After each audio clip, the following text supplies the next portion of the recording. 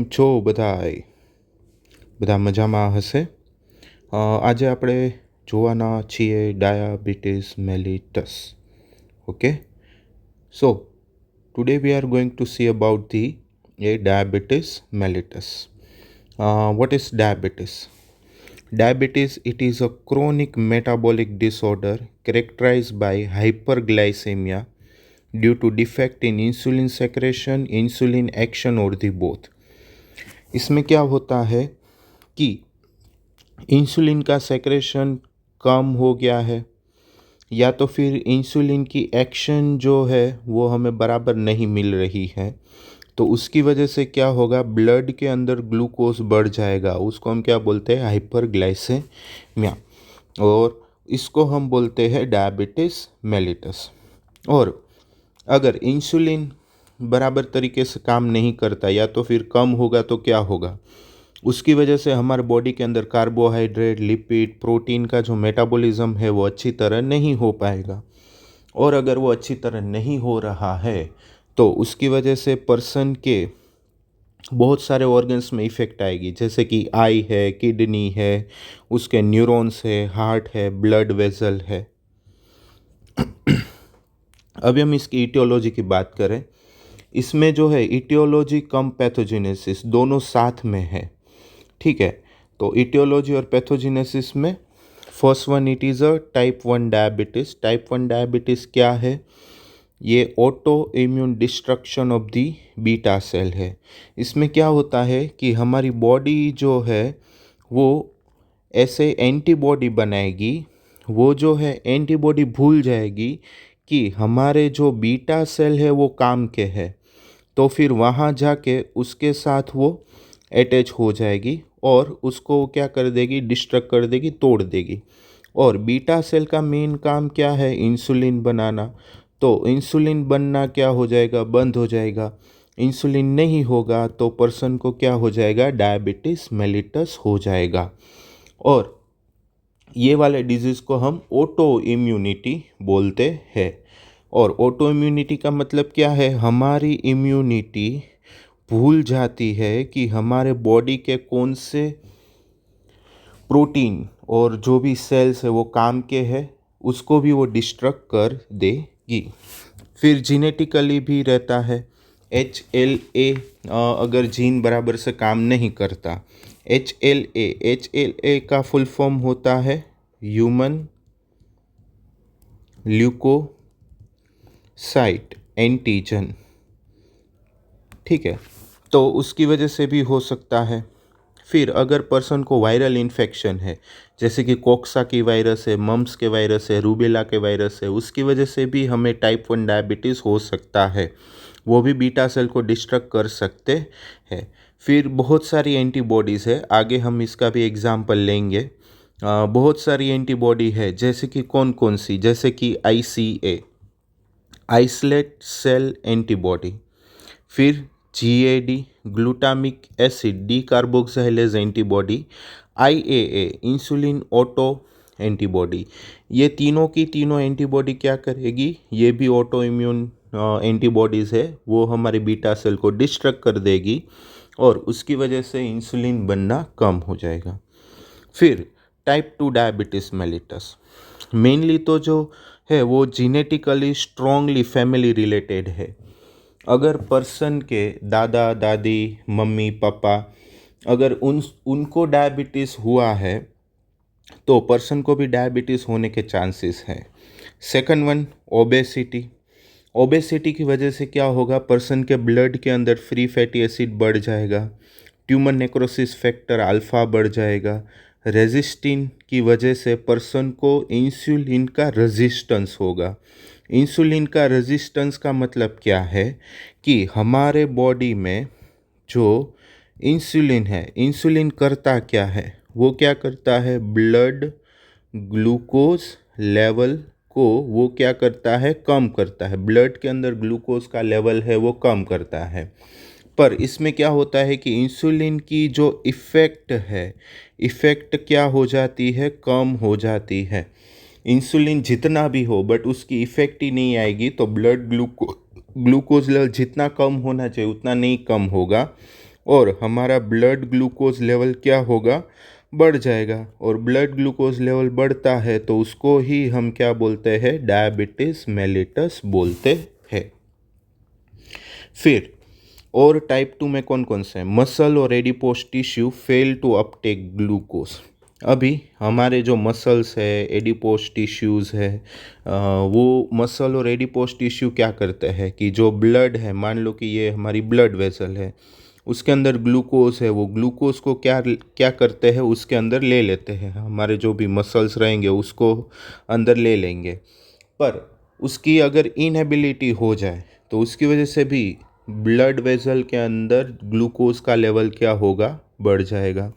Diet rich in carbs, अगर person जो है बहुत सारा खाना खा रहा है और वो जो खाना है उसके अंदर कार्बोहाइड्रेट ज़्यादा है, सेचूरेटेड फैटी एसिड ज़्यादा है, तो भी टाइप 2 हो सकता है। और यूजुअली अगर पर्सन की एज 40 साल से ज़्यादा होगी तो भी उसको हो सकता है। सेडेंट्री लाइफस्टाइल, पर्सन जो है कोई मेहनत का काम नहीं कर रहे हैं, कोई भी मेहनत का काम नहीं कर रहे हैं, या तो फिर एक्सरसाइज वाला कोई भी काम नहीं हो रहा है, पर्सन बैठे बैठे ही काम करता है, तो उसको भी टाइप 2 डायबिटीज़ होने के चांसेस है। फिर टाइप 3 में क्या है, gestational diabetes mellitus. Gestational diabetes mellitus का मतलब क्या है, ये डायबिटीज़ कब होगा, प्रेगनेंसी में होगा। और ये जो डायबिटीज़ है, एक चीज़ याद रखना, ये जो है वो टेम्पररी है।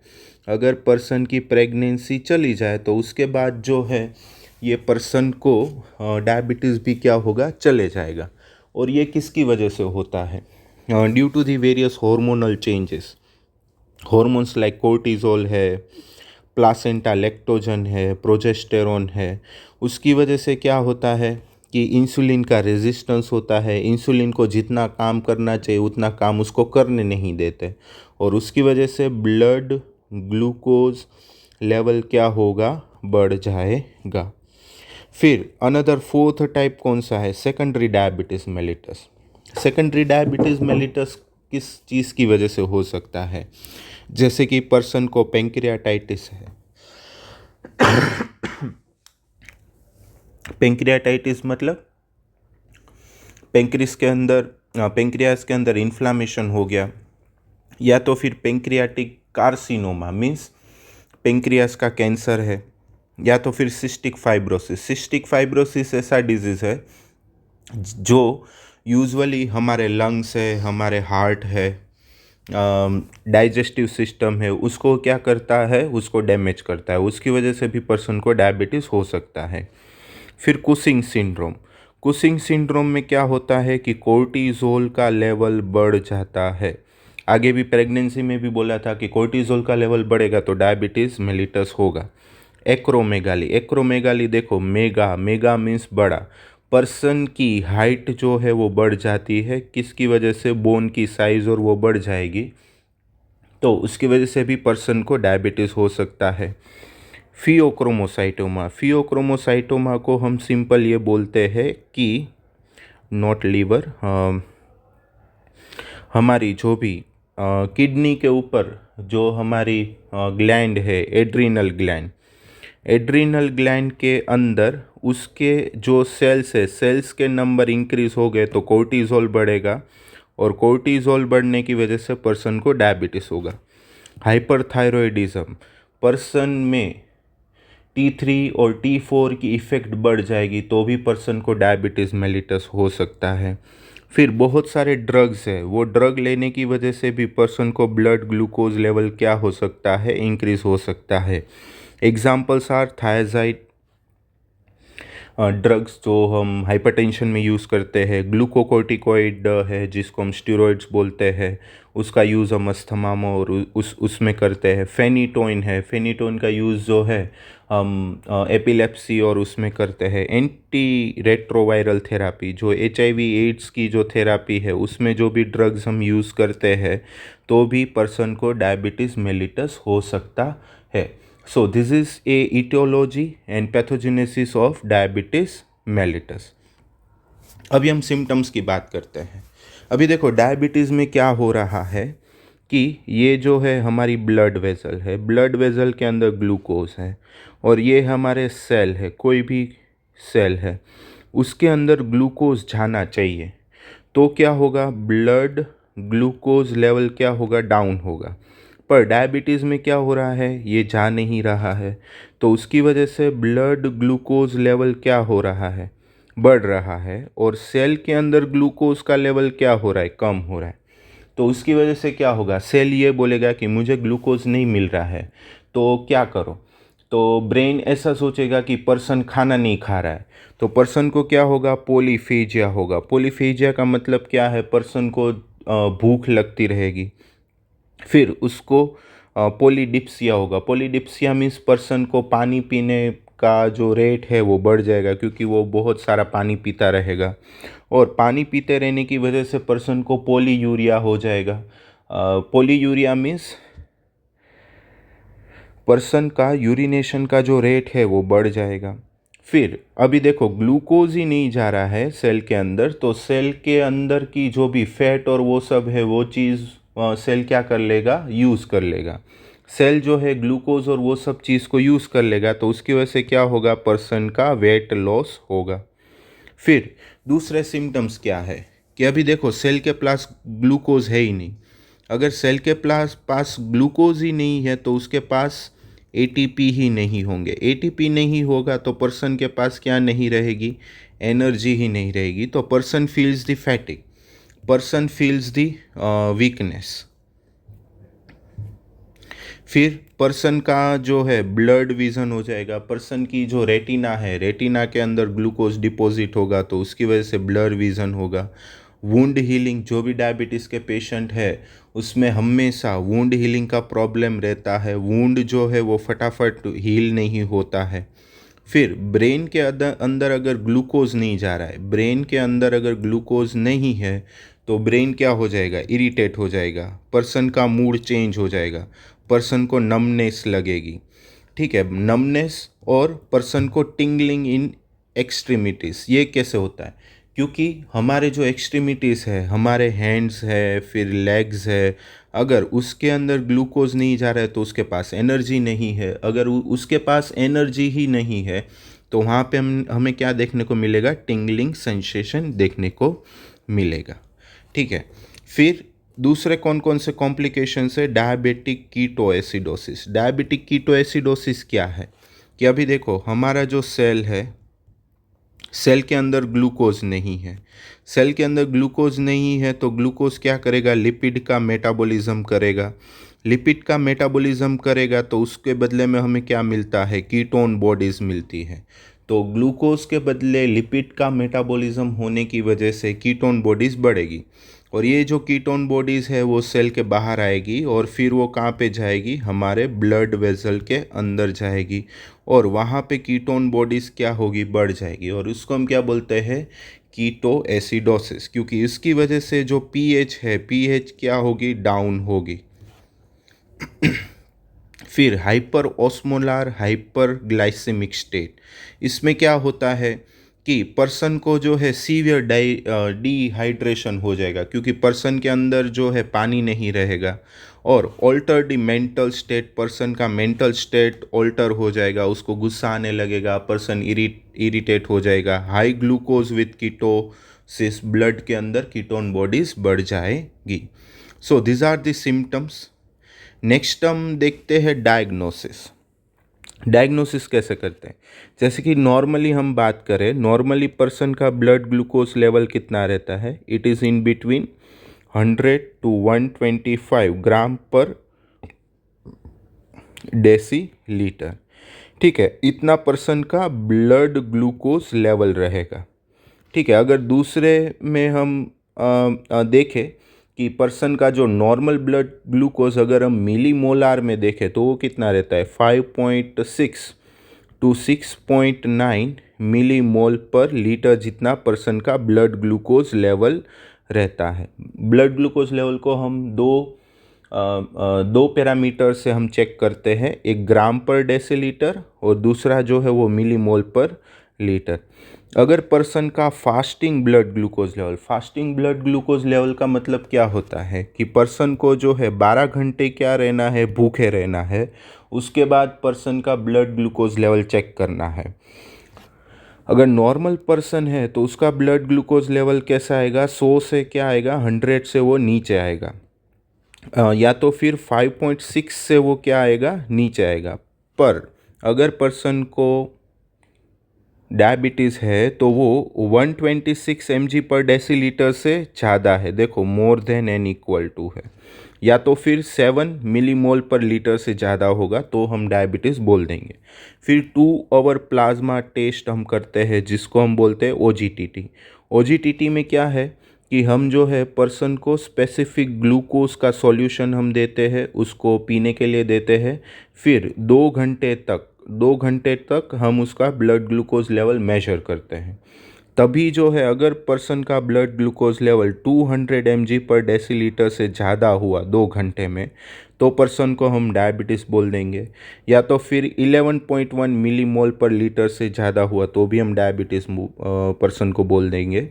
फिर हम जो है ग्लूकोज का लेवल हीमोग्लोबिन के अंदर भी चेक करते हैं। यूजुअली पर्सन के अंदर हीमोग्लोबिन में ग्लूकोज का लेवल कितना रहता है, नॉर्मल इट इज़ 4 to 5.6%। कितना रहता है, HB के अंदर 4 to 5.6% जितना ग्लूकोज रहता है।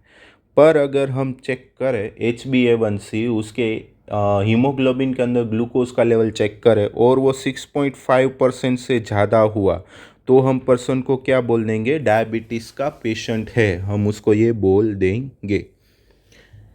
फिर रैंडम प्लाज्मा ब्लड ग्लूकोज कि हम क्या करें, ऐसे ही कभी कभी बीच बीच में हम उसका ब्लड ग्लूकोज लेवल चेक करें। अगर वो 200 mg पर डेसीलीटर या तो फिर 11.1 मिलीमोल पर लीटर से ज़्यादा हुआ तो भी हम पर्सन को डायबिटीज़ का पेशेंट कह देंगे। फिर दूसरा क्या क्या हो सकता है कि पर्सन का जो है यूरिन के अंदर हमें अगर ग्लूकोज देखने को मिला तो that condition is called as a glycosuria. अगर पर्सन के यूरिन के अंदर कीटोन बॉडीज़ हमें देखने को मिली तो ये कीटोन बॉडीज़ को हम क्या बोलते हैं, कीटोन्यूरिया। फिर दूसरा हम क्या चेक करते हैं, सी पेप्टाइड। सी पेप्टाइड क्या है, अभी जो है थोड़ा ऐसे ही मानो कि जितना इंसुलिन हमारी बॉडी के अंदर बनेगा उतना ही क्या बनता है, सी पेप्टाइड बनता है। ठीक है, अगर ऐसा हुआ कि पर्सन में सी पेप्टाइड का लेवल नॉर्मल है तो उसका मतलब क्या हुआ, इंसुलिन भी क्या बन रहा है, नॉर्मल बन रहा है। अगर ऐसा हुआ कि सी पेप्टाइड का लेवल डिक्रीज हुआ तो उसका मतलब क्या हुआ, पर्सन के अंदर इंसुलिन का प्रोडक्शन भी क्या हो रहा है, कम हो रहा है। तो मेनली सी पेप्टाइड का लेवल हम किस लिए चेक करते हैं, we are checking for the insulin is produce normally और नॉट, कि इंसुलिन जो है वो बराबर बन रहा है कि नहीं बन रहा है, इसके लिए हम सी पेप्टाइड का लेवल चेक करते हैं। जैसे कि टाइप 1 होगा, टाइप 1 में तो इंसुलिन बनता ही नहीं है तो उसमें क्या होगा, सी पेप्टाइड का लेवल डाउन होगा। और टाइप 2 में क्या होता है कि पर्सन में इंसुलिन बराबर बनता है बट इंसुलिन की इफ़ेक्ट ही नहीं आ रही है तो उसमें जो है सी पेप्टाइड का लेवल क्या होता है, नॉर्मल रहता है। फिर हम एंटीबॉडी फाइंड आउट करेंगे अगर हमें ये जानना है कि पर्सन को टाइप 1 डायबिटीज़ है कि नहीं। हमने आगे देखा था ICA, GDA, IAA। फिर डिसलिपिडेमिया है कि नहीं, पर्सन को जो है ब्लड के अंदर लिपिड का लेवल बढ़ा है कि नहीं वो हम चेक करेंगे। पर्सन की किडनी भी चेक करेंगे कि किडनी बराबर काम कर रही है कि नहीं, तो उसके लिए हम सीरम क्रिएटिनिन लेवल और यूरिन माइक्रो अल्ब्यूमिन का हम क्या करेंगे, चेक करेंगे।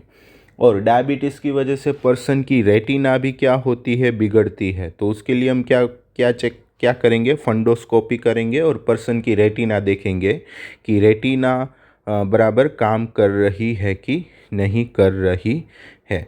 Okay, so this is about the A diabetes mellitus.